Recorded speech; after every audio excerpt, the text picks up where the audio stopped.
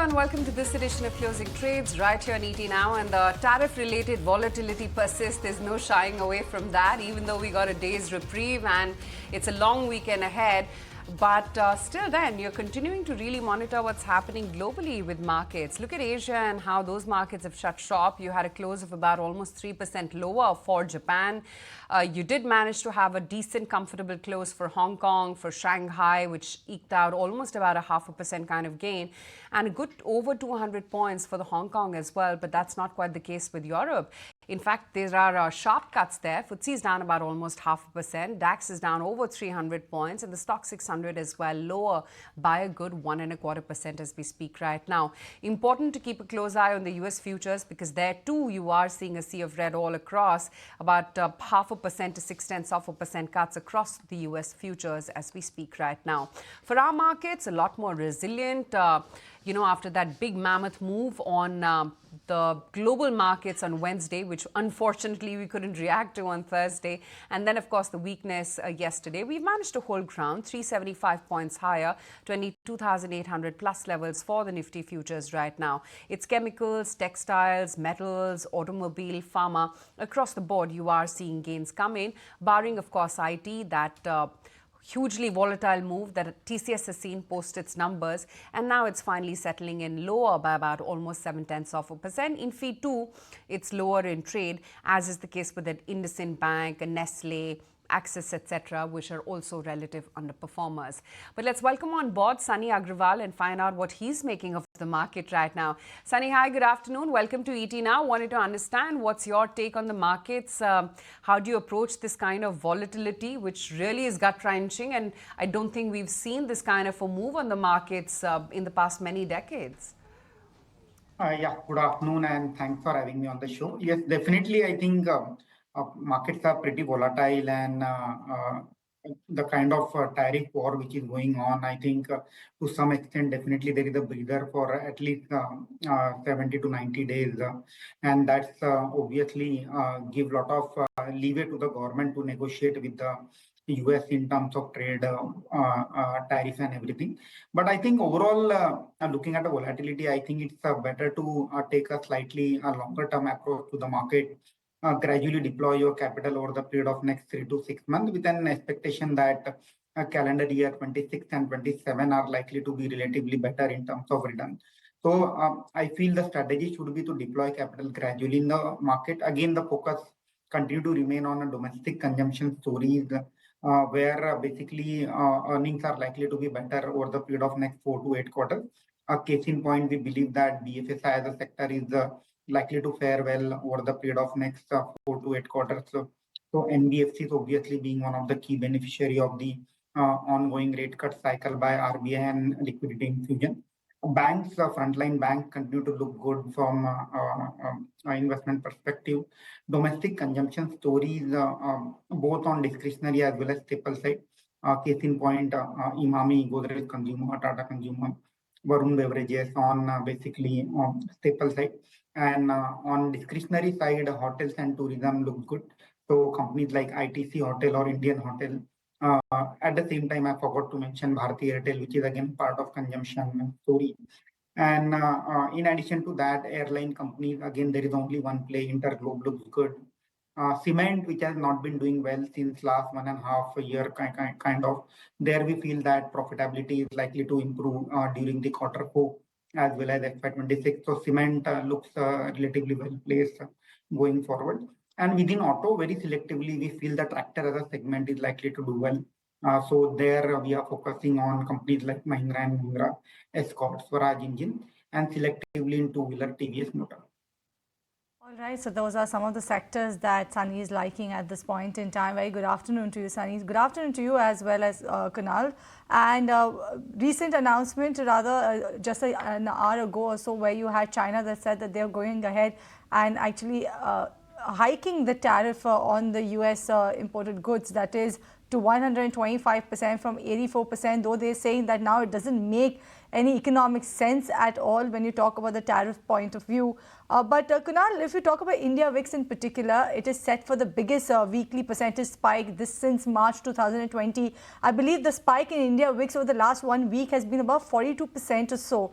How should one actually gauge all of this? Because the volatility doesn't seem to end. Yeah, so good afternoon, and I think 46% to be precise is the jump in the India VIX so far this week. I think what matters over here is not just the percentage jump, but I think it's a level for India VIX, because that determines the zone of fear or zone of where the markets go back into a state of calm. For example, I think a couple of weeks back we were discussing that how 35 VIX level for CBOE is an important trigger, because once the CBOE VIX crosses above the 35 levels, we expect the markets to go into a sharp dizzy on the downside. For the India VIX, that level is around 18 mark, 18 to 18.2 approximately on the historical denotions. When the India VIX had jumped up above the 18 levels, that's where we expect the markets to get into a state of a sharper zone of corrections, or at least the sharp volatile moves. I think on an intraday basis, we managed to just about touch that 18 mark today. But assuming, say, over the next couple of days or starting the next week, if we drop below the 18 mark, I would believe that there could be a higher chance that the markets would become a lot more stable. I think what matters over here is that we know that this news flow across US and China would keep on happening, but the markets would not react to the same news on a similar kind of a stance. So there's bound to be a point where the VIX would drop down significantly, even though the news flow may remain, or the direction of the news flow would remain more or less the same. I believe that would be a first indication that the markets would probably get back to a zone of stabilization. Other than the VIX, Kunal, are there any sector indicators which also tell you that the market may be in for a rebound? Or would you say just keep your eyes on global markets and VIX? Aisha, good question. I strongly believe that so far the banking and the financial names are the ones which are showing signs of absolute strength. So, even on a relative basis, for example, you look at the last 1 week, 10 days, where there was, from end of March, start of April, you've seen heightened amount of volatility where many of the sectors saw a fresh round of correction of 5% to 10%. In that time span, for example, the banking stocks have done, Bank Nifty, after a correction of almost 1,500 plus points, they're back again above the 200 DMA for the Bank Nifty. Now, this comes at a point where the Nifty is still almost 5% lower than its long-term moving average. Most of the other sectors, whether it's energy, auto, FMCG, etc., are still trading sub their longer-term moving averages. This has been one sector, banking, in the financial services pocket, which is trading significantly above the long-term moving average. And I think that's a very strong indication that this is a sign of strength. So if there is one sector which could shield itself from the market correction and which has been doing it over the last few months, that's Bank Nifty. All right, so that's the take coming in on Bank Nifty and how it's looking when you talk about the charts. In fact, that's also a sector that Sunny is liking at this point in time. But Sunny, let's talk about the sectors that are a total no-go at this point in time. Given the fact that there are a couple of them that everyone's watching out for, they are actually maintaining caution when you talk about the IT and the pharma space, given the fact what is happening on the tariff front. And, one cannot actually gauge what the sort of an impact could it be on either of these sectors. But apart from this, are there any sectors that you are actually not wanting to venture at this point in time? Definitely, I think a lot of uncertainty on IT side, especially, and to that extent, we have already seen that stock prices has come off from their recent highs by 20 to 30%. But having said that, what I feel is that within IT pack, most of the negative is already in the price. So if you look at most of the large cap IT companies, they are now trading close to 19 to 23, 24 times trailing 12-month price to earning multiple. Free cash flow yield is now north of 3%. So I think downside, all the negative news is already discounted, and I believe that maybe for next 3 to 6 months there can be a kind of consolidation as far as large cap IT companies are concerned. In addition to that, again, one sector which is a global cyclical is metals, where because of a lot of moving parts, again, US being one of the largest consuming market, and China again a kind of producer and consumer. So I think till the time trade war doesn't get settled, I think metals can be one of the sector where one can be very cautious in the short term. But within metal, what we feel is that relatively aluminium as a commodity is relatively stable, where we are seeing a kind of very stable prices as compared to the other commodities. So if somebody still want to stick his neck out and want to invest in metal, I think aluminium is the place to hide. So companies like Nalco and Hindalco can be on radar. Hindalco have seen quite a steep correction as well of late. Any buy indicators on the charts? Not really, Aisha. In fact, many of these metal counters are now actually on the verge of a further corrective wave. So, Nalco, for example, the stock has broken significantly below its previous swing supports. The stock was trading just around that 200 mark just about till a couple of weeks back or 1.5 week back. But that stock is now broken substantially below the 200 levels. It's almost at 140, 145 mark. Same is the case with the other stocks on the metal pack. Even for example, large cap like Tata Steel, which is one of the stronger names. I think start of the month of April, when we saw that sharp crack from 155 or 160 levels thereabout for Tata Steel, the stock has fallen very sharply. And what this generally indicates is that these stocks would take a lot of time to try and get back into recovery. Because the month of March, when we saw the stocks recovering, was at a point when the risk appetite was making a comeback. Now, with such kind of news flow flowing around, the risk appetite may not come back on an immediate basis. That, I believe, could be a key indicator, where I would believe that the metal stocks would underperform. All right, let's take a look at what the tire stocks are doing, the likes of Apollo Tyres, MRF, CEAT, because all of them were holding on to very strong gain since the word go. And also one of the primary reasons could be that CLSA has come out with a note where they've initiated coverage on the entire tire space, with Apollo Tyres being their high conviction outperform rating, while MRF, CEAT with an outperform rating. Well, they're saying that the sector is at the bottom of the margin cycle. The gross margins will improve on back of the softening commodity prices, and the sector is relatively insulated, especially when you talk about the impact from the US tariff implementation due to limited dependency on exports. So Tire Pack actually holding on to very strong gains in trade today. And that brings me to the next question, Sunny, because you did speak about the fact that you are liking selectively the auto space, especially in auto space. Tractors is what you're liking. But if you talk about auto ancillary space, will you look at the Tire Pack? Yeah, definitely. As of now, it seems that input prices have corrected significantly, and that should augur well as far as gross margin expansion is concerned for the tire as an industry. Within tire space, I think I would like to focus more on CEAT Limited, which is again where it's a predominantly catered to two-wheeler and passenger vehicle industry. And there is still some brand affinity when it comes to the two-wheeler as well as passenger vehicle. At the same time, of late, CEAT has taken price hike. So I believe any input cost pressure will be taken care by that price hike. So again, CEAT is one of my top pick within the tire space. I think another stock which one can look from a long-term perspective is Balkrishna Industry, where again, its dependence on US is very low. Europe is slightly higher. In Europe, I believe that going forward, in case there is any recovery as far as economic growth is concerned, I think Balkrishna offers a very favorable risk-reward ratio at a current juncture. So Balkrishna can also be entered. Interesting tire picks there. We'll take a very quick break with news that we're still holding on to gains. But let's see how the next 45 minutes of trade pan out after this very short break.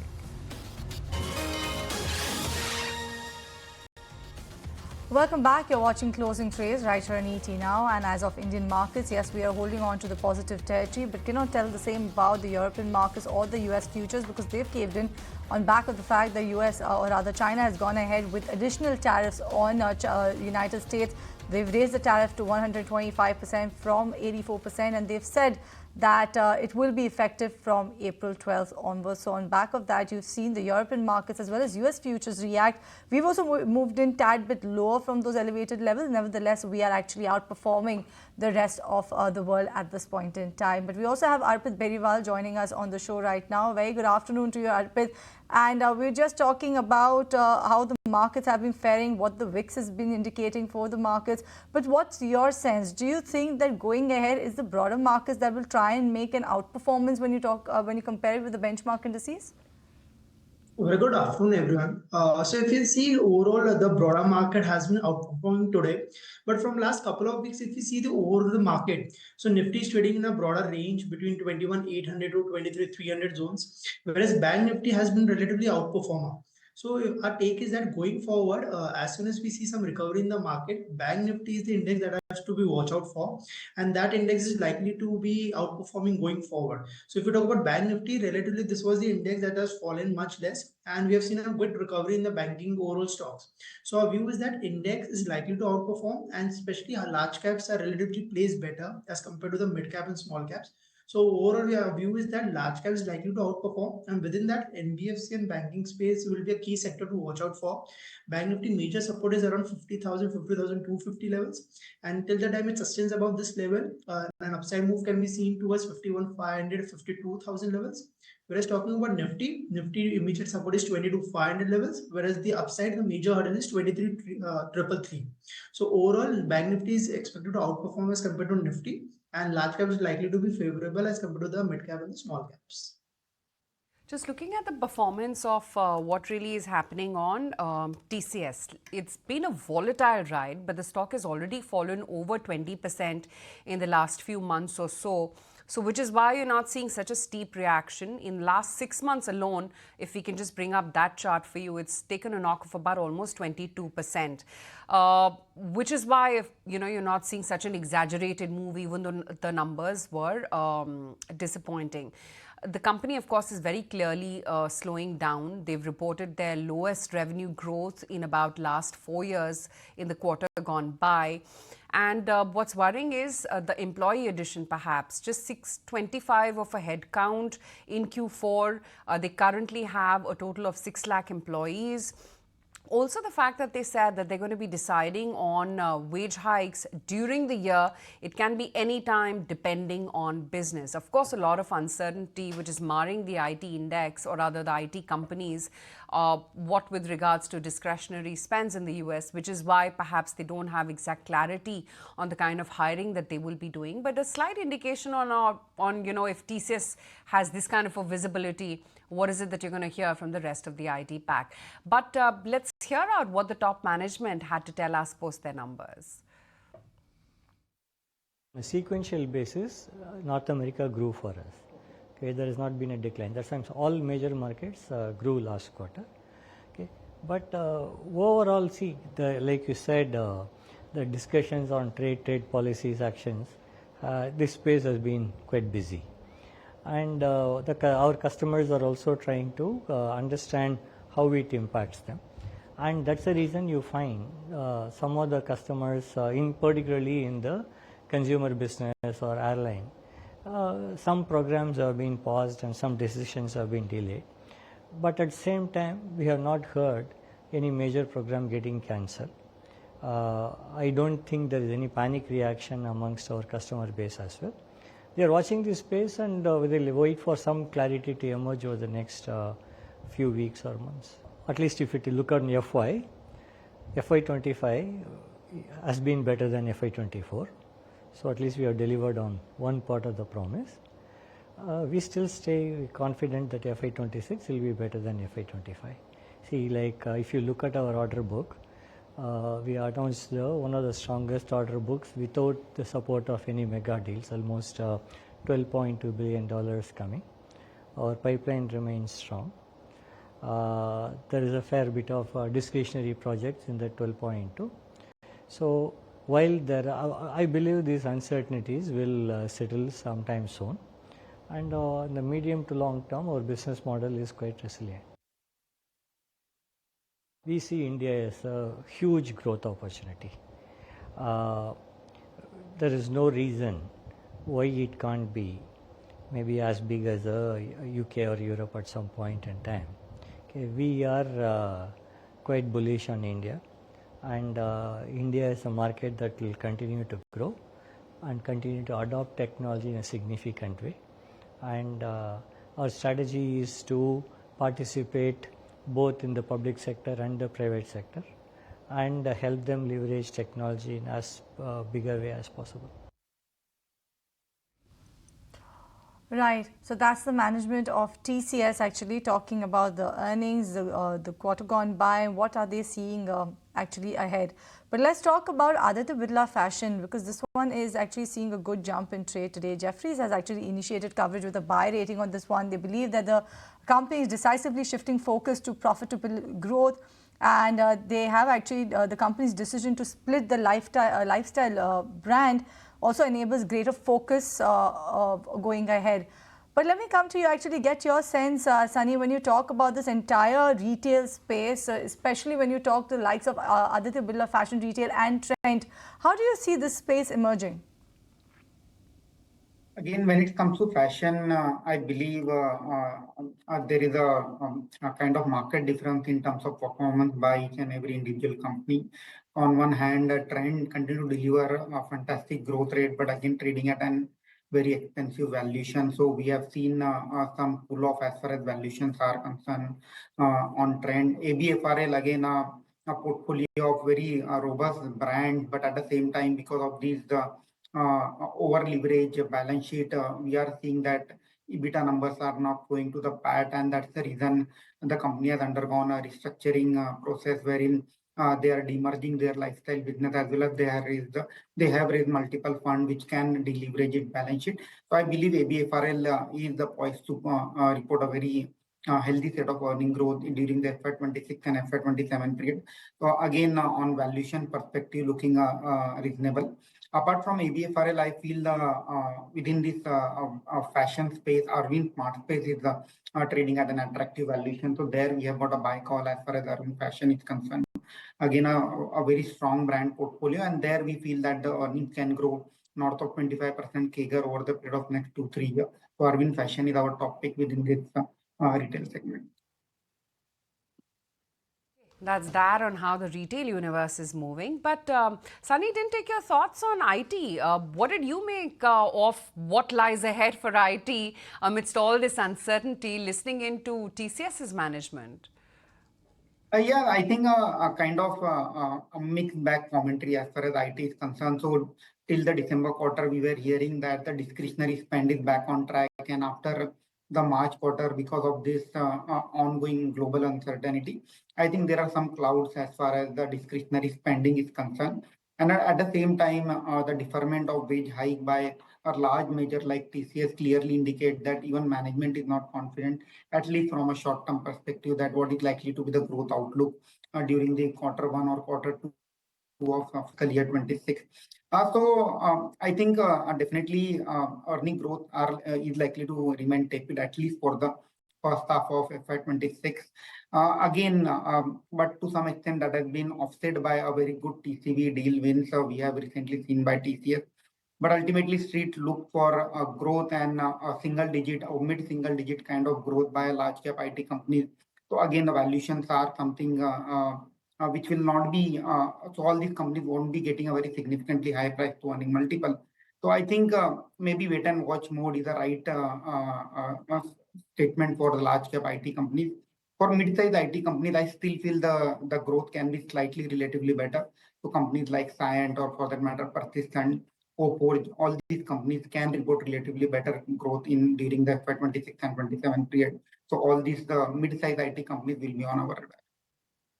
Okay, Sunny, good to have you on the show. We'll let you go on that note. Thanks for your thoughts as always. Let's take in some closing trading ideas as well. Just halfway to go before we get done for the week. Kunal, what's on your radar?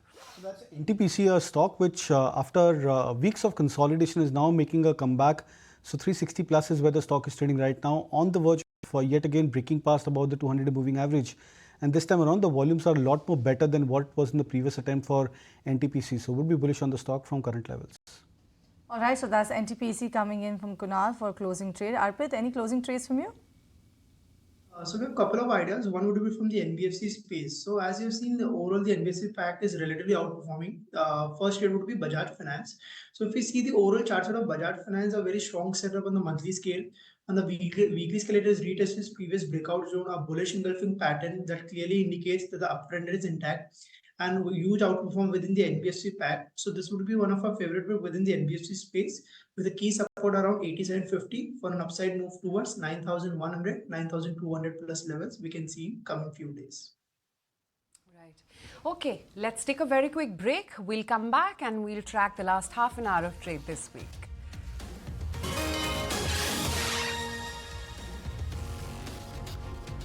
Back with closing trades right here on ET now. Still holding on to the gains. We're still maintaining that over 400 point win on the Nifty.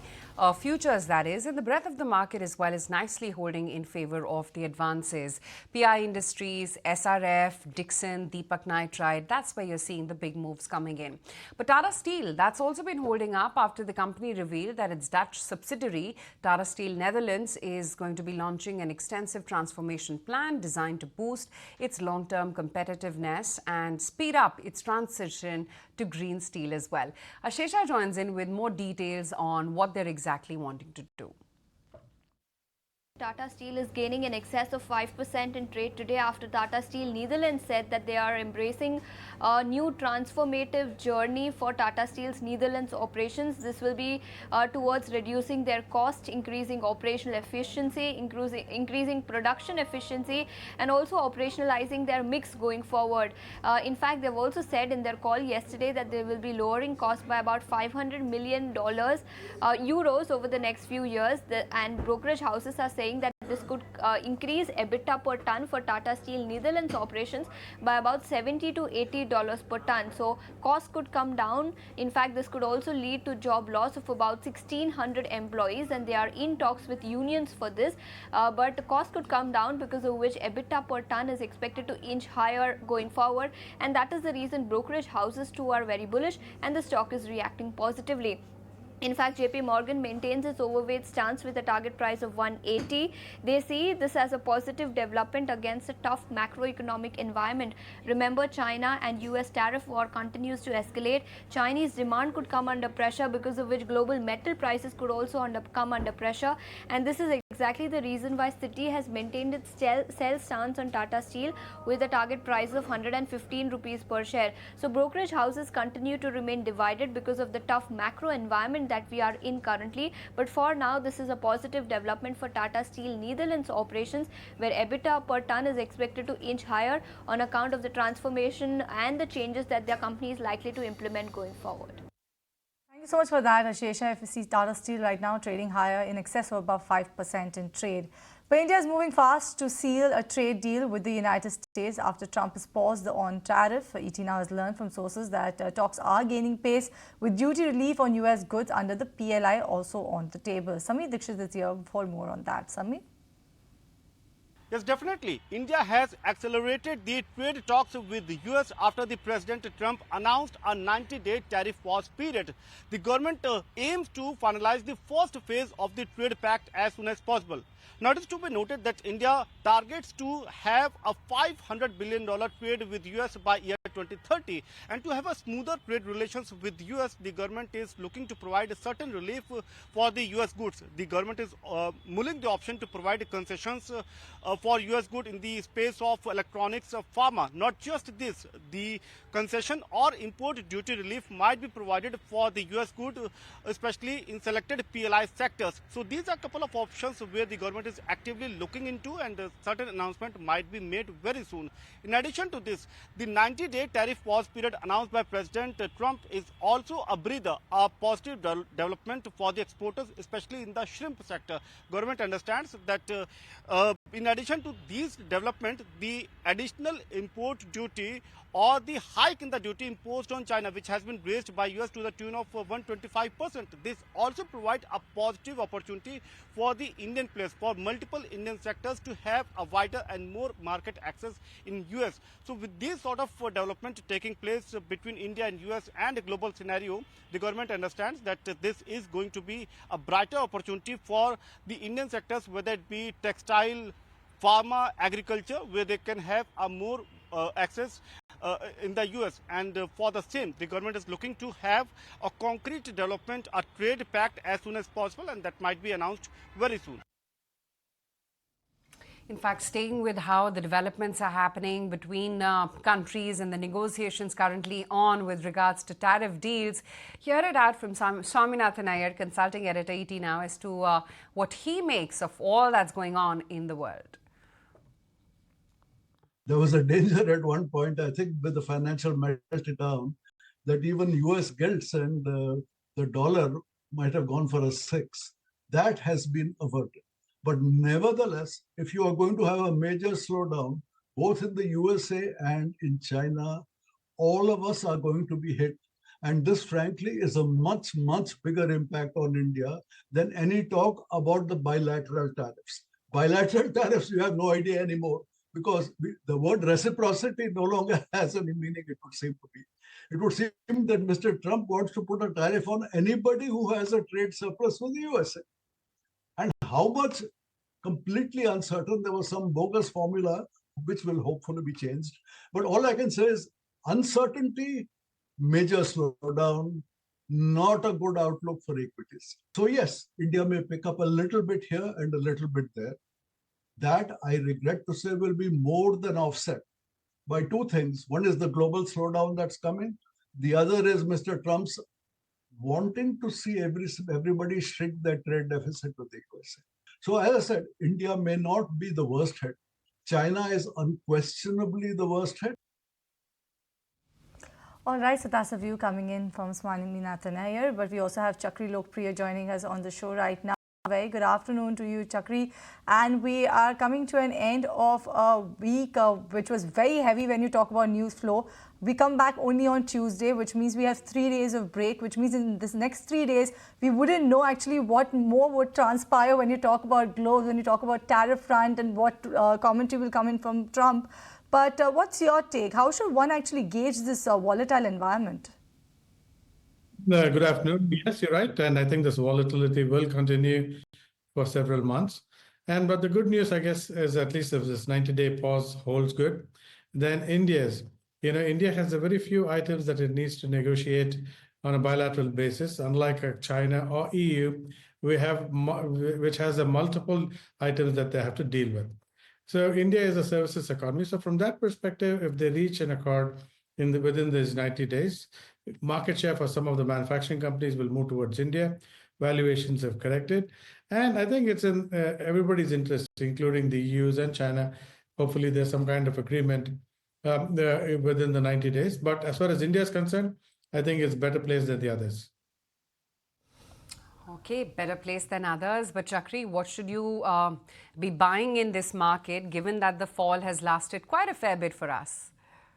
Indeed. All domestic-facing companies, which is consumer discretionary, where the demand is local, like Tata Consumer, Voltage, Blue Star, those kind of companies.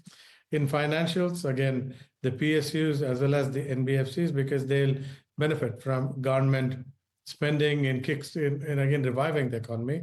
And third is industrials. That's the easiest place that the government can start spending. So, Chakri, just wanted to add, in this list of domestic-oriented companies that one should look at, would even cement make the cut?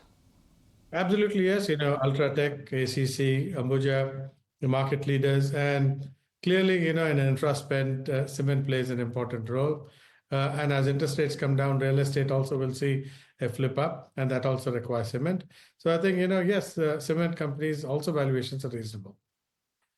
Valuations are reasonable for cement companies. Arpit, that gets me to the next question. Then among the cement pack, which one looks technically pretty strong, or the one that is set for a breakout very soon? If you see overall, cement pack is relatively outperforming. So if I just look at the charts set up within the heavyweights, look at the chart of Grasim. Grasim industry is relatively, if you see the monthly scale, it is forming higher lows from last 3 months. On the weekly scale, it has given a range breakout above 2550, 2600 levels. And in spite of market volatility, it has gained sharply, holding well above its 50 DEMA, 200 DEMA. And I think slowly, steadily, we can see a good move towards 2750, 2800. So overall, looking from the cement pack, Grasim would be a preferred pick with a major support around 2550 levels for an upside move towards 2800 and then 2850 plus levels. Getting from our finance ministry sources saying that India will be pushing to fast-track bilateral trade talks with the US, and that many departments currently are in talks already. All necessary support will be provided to boost exports. So calming the nerves there. Now that we've got that 90-day relief period, in any case, we should try and get back our reporter as well and get in more details. In fact, Prakash is here with us. Prakash, what are you picking up from your finance ministry sources on how the India-US trade talks are currently shaping up? We will go to Prakash in just a bit, but it seems like we're pretty much on the right track, and India is also on track to achieve the projected GDP growth for FY25 as well as 26. So a lot of info that we're currently gathering from our sources. In fact, I think we can take it across to Prakash. Prakash? The sources are suggesting that India is on track to achieve projected GDP growth for FY25 and 26, which is expected to be in range of 6.3 to 6.8%. That's an important development coming in. In fact, government is confident of registering high growth amid multiple global challenges. When it comes to the government's strategy related to tariff with the US, the finance ministry sources are indicating that the concerned departments are in constant touch with the US administration on trade talks. In fact, India will push to fast-track bilateral trade negotiations with the US. In fact, the government sources are saying that they're moving in the right direction with the right intent. And when it comes to providing much needed support to the exporters to boost exports, the sources are suggesting that all necessary supports will be provided to the exporters in a due course. In fact, discussions are underway on the resumption of some schemes such as road tape or interest equalization scheme for that matter, and the decision will be taken at the right time. But the sources have made it very clear that the major announcements related to providing support to the exporters will be aligned with the progression of bilateral trade talks with the US. Okay, interesting thing. Seems like things are pretty much par for the course, and they will be aligning big announcement as the bilateral talks progress. That's what we're picking up right now from our finance ministry sources. In fact, I just want to reiterate some of the other, points also that Prakash was just making, that they're confident of registering high growth despite global challenges. The concerned departments, as Prakash was just highlighting, are in talks or constant touch rather with the US administration on trade talks. All necessary support will be provided to boost exports, and discussions are currently underway on the resumption of many schemes as well. And major announcements will be aligned with the progression of bilateral trade talks with the US as well. Chakri, one is wondering that while the trade negotiations seem to be on course and things will happen smoothly, I think for IT, the bigger concern is around the discretionary spend that comes in from the clients. We've got a flavor from TCS, maybe signs to pick up from there in terms of the employee addition, and, they're holding on to their salary hikes as well, with no clear visibility on when that's going to happen. Tell me, is IT a sector to avoid right now, or given the correction that's already played out in the sector, would you say it's a good contra bet? IT, as you clearly mentioned, does not have any tariffs on it, but it's subject to the uncertainty of a slowdown in discretionary spend. Now, that's inevitable to happen, I guess, at least for the next quarter. Given that, if the trade talks are for 90 days, so for the 90 days, discretionary spends are likely to come down. But having within that, financial services IT spend, I think, will remain firm, because, US banks, are largely domestic. Their export businesses are very limited, export services rather. So from that perspective, the stocks have already fallen. There's not likely to be much downside, but not much upside either. Coming on the IT pack, Kunal, let me actually ask you the question. Between IT and pharma, which one actually do you think one should look at if they're looking at this sort of a defensive exposure? So pharma, I think, of course, multiple reasons for that. Of course, one of them being that the pharma sector overall has been a lot more diverse as compared to the IT pack. We've seen, many of the pharma stocks going into different shades and different timing of corrections. For example, you had the mid-cap end of the pharma stocks, the likes of Zydus, Denmark, etc., which started off the correction much earlier than the large cap names. And now, there is a phase where large cap stocks are showing signs of a bounce back, or at least a time-wise consolidation, where many of these stocks, Sun Pharma, Lupin, Cipla, etc., these stocks have been holding up pretty well from their recent swing lows. So I believe that the move is much more stronger over there as compared to the IT stocks. And I would sense that the sharp correction which has happened for these IT names in the last 3 months, Infosys almost 300, 350 odd points lower, TCS from 4,500 to I think 3,100, 150 mark, which was the recent low for the stock. all of that indicates that this sector overall could see a lot more pain. So not too much gung-ho on the IT stocks from here on, but I believe pharma stocks is where you can look for a selective buying. Chakri, I see a lot of chemical stocks hold out, both fertilizer and chemical, Deepak Nitrite, SRF, PI Industries, all these names are propping up. Is it that advantage India versus China trade that's playing out? Absolutely, yes. No, the thing is, the tariffs will be on Indian chemical companies is right now 10%. It's far lower than what the Chinese companies will bear. And therefore, businesses can shift away very quickly to the Indian chemical companies and Indian agrochem. So I think, this 90 days is a good start. And actually, given that the sector has also not done well, it's probably worth looking into, PI Industries, UPL, companies like that.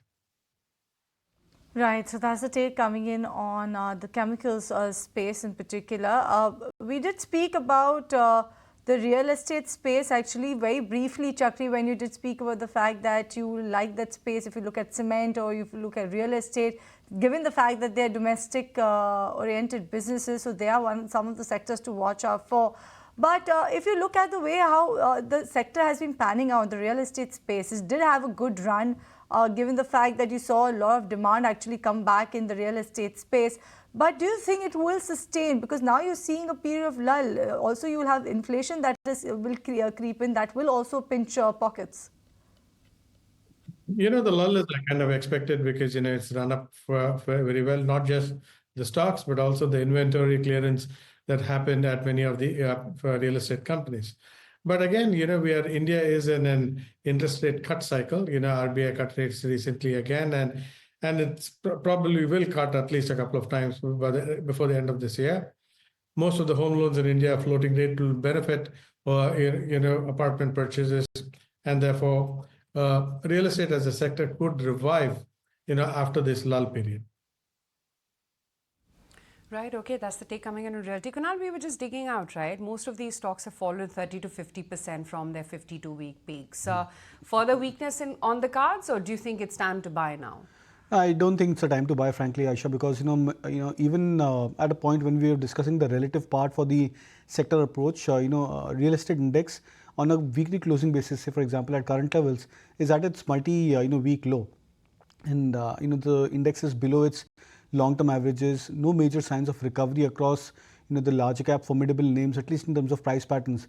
And the critical part is that there is no data on the volume side or the open interest side, which is very encouraging for the real estate stocks. What happens is typically, and we've seen this historically for phases when DLF was at 300 odd levels, and Oberoi Realty, etc., Godrej Properties, that when these stocks they typically form a bottom, they are generally followed up by extreme amount of volume as well as price action move, where you expect that these stocks would probably have formed a major support, and there are fresh hands, whether it's on the institutional side, which probably would have deployed the capital over there. But right now, the data is on much thinner volumes for these real estate names. So yes, you might have a phase where these stocks would probably give you those odd bounce back, but for calling a material bottom, the evidence has to be much spot on the volume front, which is not there on the chart so far.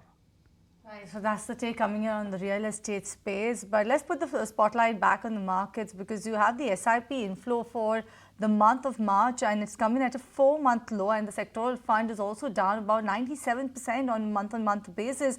What are the other key takeaways when you talk about the AMFI March data? Sharad is here with all of that. Sharad?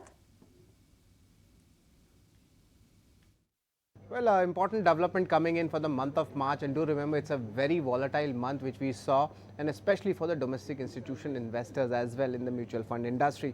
Now, first and foremost, the most important number is the monthly SIP data. That number is coming at its 4-month lows, coming at almost 25,926 crore rupees. It looks like it's a 4-month low, but still it is not as big fall which was expected by the market participants, seeing the volatility happening in the last 3 months for the Indian markets, but still it's holding up more than almost, you could say, the 26,000 level marks as well. If you look at the equity inflows, that has impacted, and for the second straight month the equity inflows has fallen down, coming at roughly 25,000 odd crore rupees. And totally at an 11-month low. Now there is a surprise also in this data, and we are expecting that the small cap fund inflows would be less, but the story is different. It has actually gone up 10% on a month-on-month basis, coming in at more than 4,000 crore rupees. And also if you look at the sectoral funds, that has actually seen literally no flows coming in when it comes to the flows. Last month it was almost 5,000 odd crore rupees, and now it seems like the sectoral investment or any NFOs coming in this segment has actually dried up virtually, and only 171 crore rupees of flows has been recorded. Now strong flows coming in from the flexi cap funds itself, and this is the 12th straight month where the funds have coming in strong. On a monthly basis, it's more than 5,000 crore odd rupees. Now the equity AUM, surprisingly, that has gone up 7% on a month-on-month basis, coming in at roughly 29.5 lakh crore rupees. This is suggesting that a strong deployment has happened by the DIs in the month of March, and that's why despite volatility in the AUM, we are seeing the AUM numbers going up. That means the cash levels might be coming down as deployment might have been there. NFOs, they are seeking weak inflows coming for the third straight month, and only 4,085 crore being raised from the 30 odd schemes which is launched in the month of March. And lastly, if you look at the overall flows, that number is very towards the negative side, and of course this is because of the fixed income bonds, and especially in the liquid funds there has been a massive outflows, and this is because of two reasons. That's the corporate adjustments and the treasury adjustments. But the important numbers to look at would be in the equity side and the SIP side. And overall, if I'd like to say, despite the volatility, green shoots are emerging with this data, and this is very encouraging. Large cap or flexi cap would make for a better entry point at this point in time, but corrections have happened across the market. I would say the corrections have been more significant in the large cap segment also because of the large FI outflows that we have seen, but there is a relative valuation correction which has happened in the small and mid also, though they still remain slightly above the comfort zone. I think there's been significant corrections that have happened there. Like I'm saying, I think we are hoping that this is not investors coming into a category like small cap getting enamored by last 1.5 years or 2 years returns that people have been able to make. Hopefully people are looking at the long term, and if they are looking at the long term, I would believe that in Indian markets opportunities are evolving. Opportunities are, if you have a time horizon of 5 years, 7 years, we believe having enough allocation to the broader part of the market, a broader segment of the market, which is mid cap and small cap, is essential in portfolios to create wealth.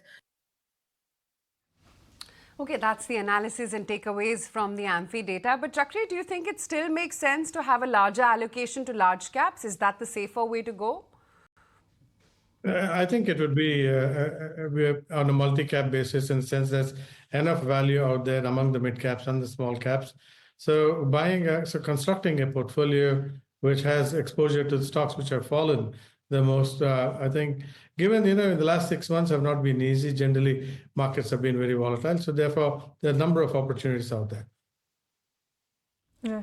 Right, so that's the way how the markets are looking like. There would be a lot of opportunities out there, but let's put the spotlight on some of the pharma names in trade today. You have Cipla that has seen a good uptick. They've got an approval for a cancer drug. You also saw Biocon also buck the trend on an intraday basis. They've also got an approval coming in for cancer drug. You have Sun Pharma because you have a US appeals court that's paved way for a hair loss drug launch. So you have Sun Pharma that is in focus.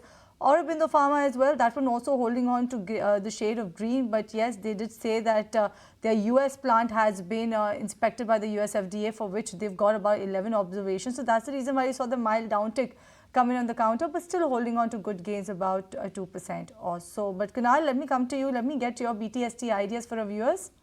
So there'll be two buy calls. The first one is buying Kalyan Jewellers. That's a stock which is coming back into a swing breakout mode. And especially I think the 50 DMA breakout, which I believe could be a big trigger for the stock on the shorter term basis.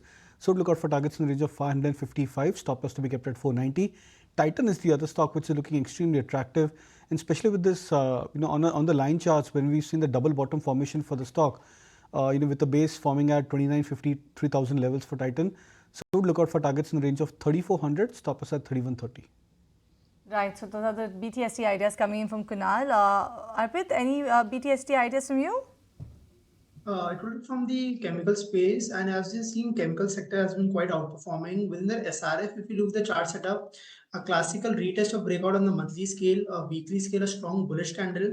On the daily scale also, the stock is already up by 6 to 7%, but looking at the setup wise, we can definitely head towards 3000, 3050 plus. So SRF would be a BTST idea with keeping stop loss of 2870 for an upside move towards 3050 levels and 3031. Okay, that's the take on some of those interesting ideas and the buzzers over there. But Chakri, we'll let you go on that note. Arpit, thanks as always for joining in as well. Next week, a hugely truncated one. You've got Monday as well as Friday, both being trading holidays. But yeah, on April 15th, that's Tuesday, you will have the CPI as well as the WPI print as well. And a lot of data when it comes to the global markets too. You'll have the import price index in the US being declared on 15th, retail sales, industrial production data as well coming in. 17th, you'll have the jobless claims as well, which will be out. And these are all indicators that the markets would be eyeing out for. When it comes to China as well, you'll have the trade data announcement come in on April 14th. And then, of course, the GDP, the retail sales, industrial production data, all coming out on April 16th as well. But handing out the week, and while next week is going to be a truncated one, we'll have a lot of interesting data points that the markets would be gather. But for now, we're done with this week, and I'm going to hand it over to Snehi to wind up the day for us. Well, absolutely, Asha. Like you mentioned, truncated week, not one but two holidays next week. Monday and Friday, markets are going to be shut, but that means Tuesday we have a lot of action coming in. We have CPI data coming in from India, lots of global action also coming in. So next week is going to be a week to watch out for, even though we're only trading for 3 out of 5 days next working week. But let's wrap up today's trading session, and Nifty has sustained all the gains that it has seen ever since the get-go today. We were higher by more than 2% at one point of the trading session, but nonetheless, we're still holding on to gains of approximately 2%, only a few points off the day's highest point, looking very good for the Nifty 50 today, comfortably above the 22,800 mark. It's a 440-point intraday gain coming in for the Nifty today. Sensex 2 in tandem with the Nifty, 1.8% uptick coming in, and 1,300 points is what we have gained just in today's trading session, so looking good for the Sensex as well. Nifty Bank also 1.5% higher, slightly off the day's highest point. Nonetheless, you have a 780-point uptick coming in for the Nifty Bank today, and we've just crossed the 51,000 mark as well once again, so looking good for Nifty Bank as well. Advance decline ratio today steeply in the favor of the advances. On the back of that, India Wix also was lower by about 5% in today's trading session, so that is also something. Oh, in fact 7%. So that's also looking healthier on that front and looking good for our markets today as well. We're sub the 20 mark for now on India Wix, so looking good and healthy on that front as well. Today was the day of the metals because you had Nifty Metal, that was your top sectoral leader in today's trading session. Before we talk about sectors, let's just quickly address the broader markets as well. Nifty Midcap has also done very well in today's trading session, but it's the small cap end of the market that has done very well. Remember, today Amphi data also indicated that small cap schemes have seen a 10% increase in inflows on a month-on-month basis. Small caps continue to outperform the market, a 3% uptick coming in on Nifty Small Cap today. But well, yes, once again talking about sectors, Nifty Metal is your top sectoral leader. Hindalco, Jindal Steel, Tata Steel, JSW Steel, Adani Enterprises, SAIL, all of these have done very well. Hindalco about 7% higher and single-handedly holding up the index as well, looking very sharp over there.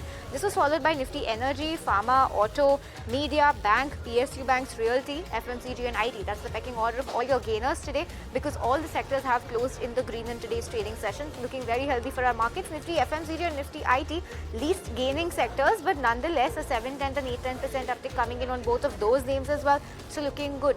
Names from IT like TCS and Coforge were out and down in today's trading session.